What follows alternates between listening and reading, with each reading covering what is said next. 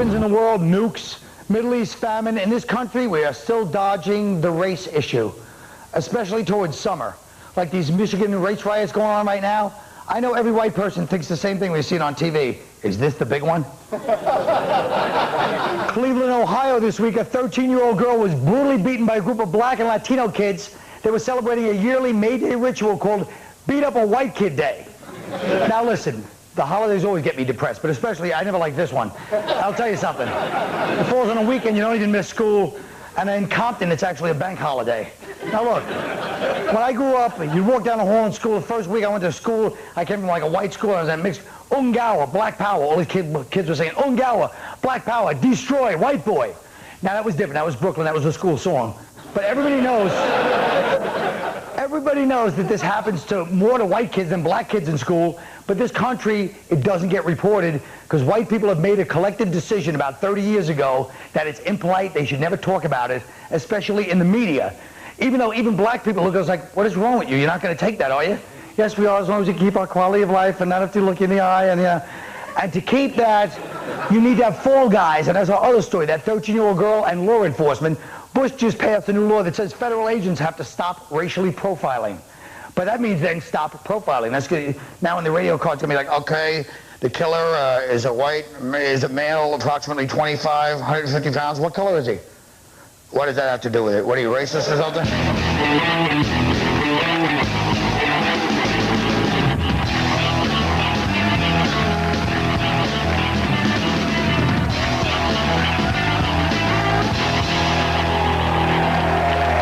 You're on the right one, huh? The show, I mean. This one. Okay, look. If instead of Beat Up a White Kid Day, it had been Beat Up the Black Kid Day, what would the reaction, would it have been different, James? Had it been Beat Up a Black Kid Day, there would have been marches and candlelight vigils, but since she was white, minority leaders came out just to congratulate the youths on their show of unity. Oh, Kathleen. Well, if it would have been a black kid, then somehow Jesse Jackson would have claimed that he was related to him, and Fox News would never have reported it. All right. Rich. Well, I live in an Italian neighborhood, and I think we actually do have that day.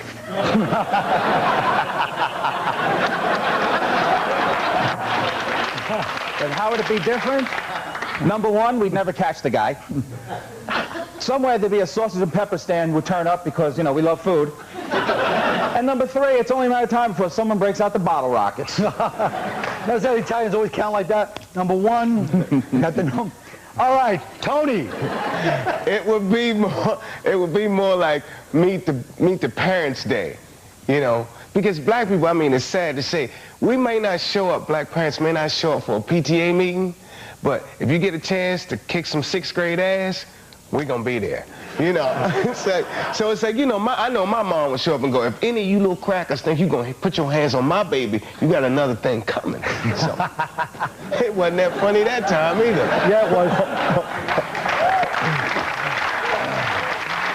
Tony. Now, Tony, do you know anything about this Beat Up a White Kid Day? No, I mean, I never saw it on the calendar, but I have seen it done. No. So I think it's one of those things, they just don't want to bring it all out. You know, it's just like, hush. Right. I mean, it's not like they didn't drag her from the back of a pickup truck. Well, but I'm saying, but even if that had happened, if there was a Beat Up a Black Kid Day, black people would have rightfully been jumping in the streets ready to go. Right. I think white people have really gone soft lately, and they're just like I said, then they're going to deal with the devil where they just, ha ha ha, this is uncomfortable, let's not bring it up. Well, there was actually, in our high school, a Beat Up a Puerto Rican Kid Day, but none of the Puerto Rican kids showed up. Well, they're saying like the penalty should be worse because it's beat up a white kid or beat up a black kid. Hate crime, right. Yeah, what's the difference? It should be the same thing for beating up a kid, period. So you don't think there should be a hate crime law? Well, I just think the penalties are too soft to begin with. But do you think you're saying there should not be hate crime laws for anything? No, it should be all the same for everyone. Right, so like yeah. Matthew Shepard or the gays, it doesn't matter. Right. Yeah, it's the same thing. Right. You kill Sometimes them, you never know, because, I mean, when you get mad at somebody, whether they're black or white or whatever, you hate them. Right. Right then. You know, That's I've been in a lot of fights with other black people, and right then, I hate them. Yeah. You know so what in I'm your mind, saying? at that point, it was beat up a black kid day. Right, yeah, right. Whenever I hit you, it's a hate crime. Okay. I'm letting you know right now. And it's just, that's so something that would be hard to say, you know, stiffer penalties for hate crimes. When there's beat up a white kid day and a black guy goes to prison, he's in. Yeah. When a white guy goes to prison, it's beat up a white kid day every day of his term. See, the Italians always thing they have going. They always look to the future because they got to deal with the prison thing too. Well, what about this? Tuesday, the president banned racial profiling by 70 federal agencies, but excluding cases surrounding national security and terrorism, i.e. Arabs. Jim, what do you think? Well, I know that a lot of Middle Eastern people are very upset that it excludes that, and they should be upset because it's just another case of racist, imperialist America targeting innocent people of color. It's a sin to target Middle Eastern men because, with a couple of minor exceptions like September 11th, the '93 attack on the World Trade Center, the Achille Laurel, the USS Cole, the attacks on the Marine barracks in Kenya and Tanzania, Pan Am over Lockerbie, the U.S. Embassy in Beirut, and the Marine barracks in Beirut. And don't forget the attempted shoe bombing on American Airlines by Richard Reed. With those very minor exceptions aside, Middle Eastern men are no threat at all. Anybody think we should we shouldn't profile Middle Easterners? You know what I think? I think the people we should really go after first are guys with mullets. These are the people starting the real trouble in this country. You've seen cops, you've seen America's Most Wanted, they're always pulling a guy out of a house with a mullet. Let me tell you something, if you're sitting in the barber chair and the guy next to you goes, I like it short on the top and long in the back, you call the FBI right there, right? Because somewhere there's a Ferris wheel operator in Cape May, New Jersey who's plotting something right now. Good point. Nice. Look, I don't know about this. I'll just say one thing. After public outcry, I'm changing the subject. Sometimes people don't think I'm changing. What the hell are you giving me that beady-eyed stare for? No, just I'm in awe of you. I think you're in awe of the fact you had an intelligent remark that actually worked, got applause, got laughs. And it was really like a new angle on things. And you're sitting there stewing in your own glory. Yeah, if you just want to relax the rest of the show, and you're dressed like I said before, like with that shirt, like a Cuban in a pool hall in the daytime. All right.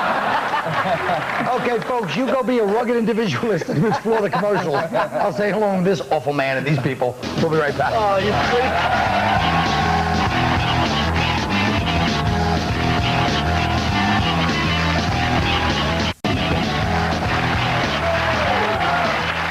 Welcome back to Tough Crowd. We grabbed some stories that were featured in newspapers around the country. We're just going to go around the horn and see what everybody's got on them, you know.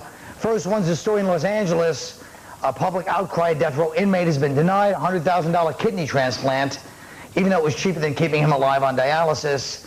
The way I figure it, once you took whoever he killed, you took a heart, a couple of lungs, kidney, liver, you know. You obviously don't know how to conserve yourself, so we're not going to give you another shot.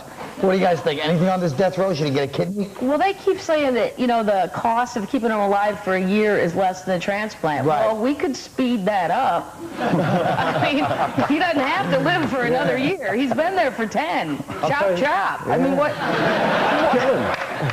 I'll tell you something. If I was in prison, I would sooner flash a Clay Aiken CD than an organ donor card.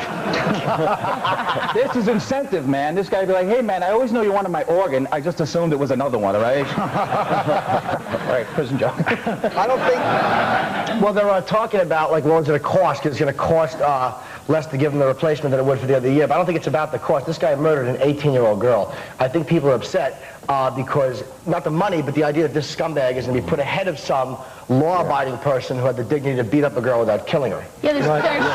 Here's one from the Chicago Sun-Times. The FDA approved the use of growth hormones on short children who are healthy but projected to become short adults. Give them an extra 2 inches. Kathleen, what do you think about this? God, yes. I want them now. I mean, if you can have... Yes, I was a half-inch too short to be a flight attendant. Right now, I could be somewhere getting written up for being a smartass instead of sitting right here had I been a half-inch taller. I almost feel obligated to ask if it can give you an extra 2 inches. We're all thinking that, not you. But You gotta do it. Hey, I love midgets. You do? Let me say, but they don't, you know, that's for us, but not for their own enjoyment. What about them? Whatever, they're fun. Whatever, they're fun.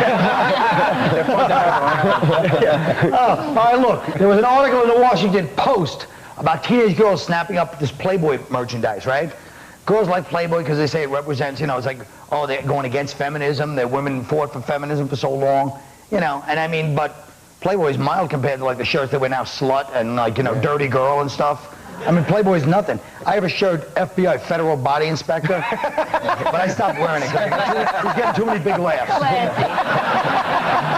Anybody feel anything about this Playboy thing? Very classy. I love it, man. It's, I mean, you know, it's just women expressing themselves. You know, if that's what you want to have on your shirt, like this shirt right here, I have one right now. You know, yeah. Can I see your titties? It's all good, man. So, you know, I'm cool with it. I'm a little upset you said FBI there for a second, I'll tell you. I'll tell you one thing, though. Let me say, I think this is a good thing, the Playboy thing, because I can speak for all of my people when I say the Playboy air freshener was always a staple of the Italian-American community. That's true. They would be always swaggering around driving like that with their dumb air conditioner and their stupid baseball bat. No? Anyway, Kathleen, come on. You don't like Italians or Irish or Queens. You have said that Playboy, that this doesn't mean sex, that it means, it doesn't mean sex without consequences. His quote was, it means, I live for now and respect the future. Like some bizarre haiku. That means I want to get laid. I mean, come on. I think that's written on the shirt also. Yeah, that's right there. Yeah. Hugh Hefner can say whatever he wants. He had sex with so many different girls. He got bored and gave a to a guy. Right. And I did the same thing, just not in that order.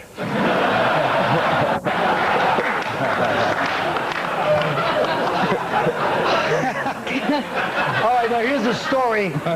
This one was seen on Good Morning America, okay? 4 years after gastric bypass surgery and 150 pounds she lost, Carnie Wilson's going to be in the August Playboy, all right? Claiming the spread will inspire women. Jim, what are your thoughts? I want to see Carnie Wilson in Playboy about as much as I want to see Pam Anderson eating peanuts under a circus tent.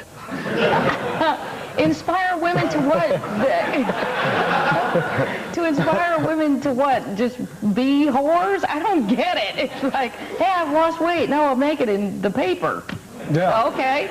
Wait, which one was she? She was the fat one. That one is naked. She lost 1 You know what, though? Black guys actually like that. He's pissed he lost the weight, aren't you?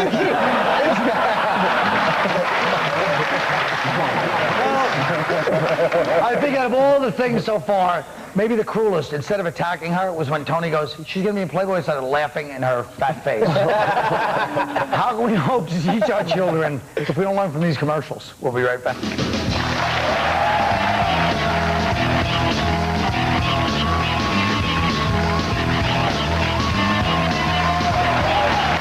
You know, we're all familiar with the old comic book character, the Hulk. There was also a TV series, a little-known TV series for like 15 years, but who can transform a man's anger into an incredible $150 million opening weekend? So if you had a Hulk-like transformation, what emotion would bring it on? What would your alter ego call itself? And what would he do? We'll start with Rich Francese. Are you kidding me? I am the Hulk. When I get mad, I turn into David Banner. If I did have an alter ego, though, he'd be called David Banger. I fly into a rage every time I see a Britney Spears video and try to bang a waitress in every comedy club parking lot in America without my wife finding out. When I get caught, I blame it on him. That's every Italian guy's dream. All right. Kathleen Madigan. Well, if the Hulk, when he gets really angry, if I got really excited, I would turn like into the first super happy hero, like this magical pixie person that just cheers up really depressed, sad, homeless people with bad impressions and bar jokes. I'd be like a laughter fairy. Like Martha Stewart would be sitting in the courtroom, and I'd just appear to her and go, look, I know you're probably going to jail, but listen to this. 2 Jews walk into a bar. Stop me if you've heard it. All right, Tony Woods. Yeah. Like the Hulk, I could be like sexual aroused, you know, like he gets mad but sexually aroused. I could be like a super 70s porn star. I'd be like the Bulk. You know what I'm saying? When I come in, I can say something stupid like, hey, I come to fix your sink. And she bend over and go, it won't drain properly. And I go, hey, don't make me horny. You wouldn't like it if I got horny.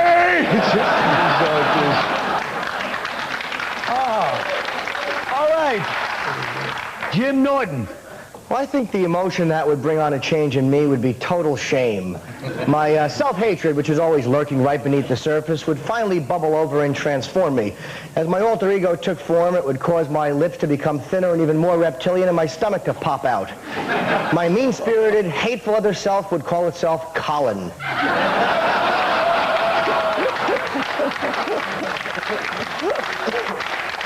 To overcompensate for my self-loathing, I would do awful things like insult my friend and show favorite Jim Norton. I would say mean things to him episode after episode, much to the dismay of all the girls Jim tries to impress by telling them to watch the show whenever he's on, stupid. Eventually, my shame would go away, and I'd begin to feel guilty about how I treated gentle Jim, so to make it up, I'd offer him a raise and give him oral sex in the dressing room. Oh. Would you hold the camera for a second? What'd you do, Jim? What was that? You screwed up the whole show, man. No, I just... Yeah, you screwed up the whole show. But you're looking good. No, that's not the point. This is bull, man. Boss. These cameras off. Good. What? You're a good actor. You son of a bitch. I'm not acting. Boss. You. Your hair looks terrific. Shut up.